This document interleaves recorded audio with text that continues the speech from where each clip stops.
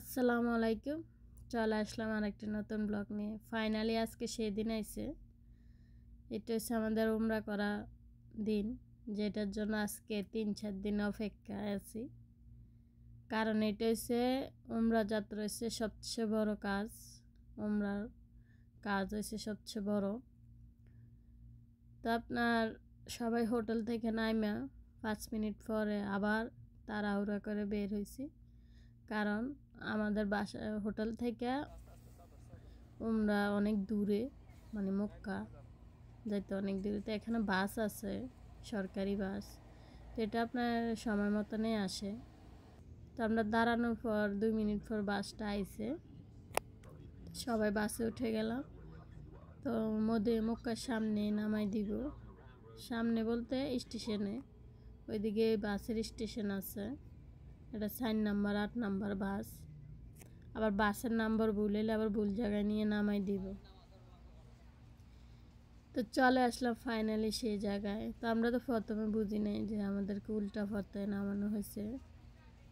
তো আমাদের অনেক কষ্ট হয়, অনেকখানি হাঁটা লাগে সবাই নিয়ে, যেহেতু আজকে তায়েব করা হবে। তো তায়েবে অনেকক্ষণ হাঁটা লাগবে। তো আলহামদুলিল্লাহ এবার এতটা কষ্ট হয় নাই। আল্লাহর কাছে লাখ লাখ শুকরিয়া। কারণ কষ্টের থেকে মিষ্টি বেশি এই জিনিসটা। যেতেই কষ্ট হোক, ধৈর্য ধরাটা হচ্ছে সবচেয়ে বড়। আপনার তায়েফে মানিয়েছে ধৈর্য। আমরা যদি টাইসের উপর হাঁটতে না পারি, তখন দেখেন নবীজির আমলে কত কষ্ট করে মানুষে উমরা করছে।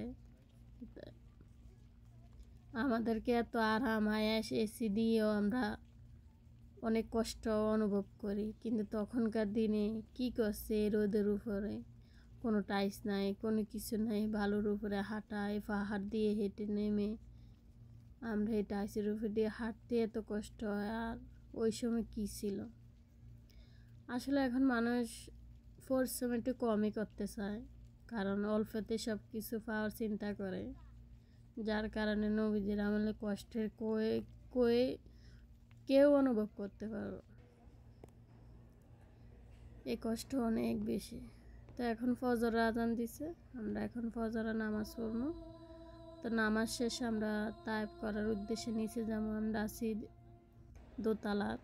দোতলা থেকে নামা লাগবো।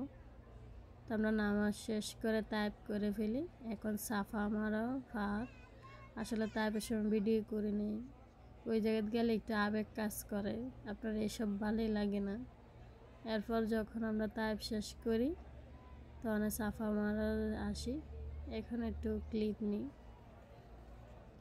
তো এটা হচ্ছে সাফা মারের, এখানেও 7 বার আপনার পাক দিতে হবে।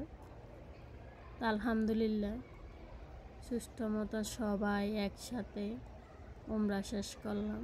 এটা হচ্ছে 7মবারের সময়। অনেক কষ্ট হয়, এক একটা মানুষের পার অবস্থা অনেক ক্রিটিক্যাল হয়ে যায়। তো আমরা উমরা শেষ করে আবার হোটেলের দিকে রওনা দিলাম সকাল 8টায়। আমরা ঢুকছি সকাল 5টায়, বের হয়েছি 8টায়। আল্লাহর কাছে লাখ লাখ শুকরিয়া। ইনশাল্লাহ আবার আসবো, এই নিয়ত করে গেলাম। তো আজকে এই ফোন যেতে সবাই ভালো থাকবেন, সুস্থ থাকবেন। আর ভিডিওটা ভালো লাগলে অবশ্যই শেয়ার করবেন, সবাইকে দেখার সুযোগ করে দিবেন। আল্লাহ হাফেজ।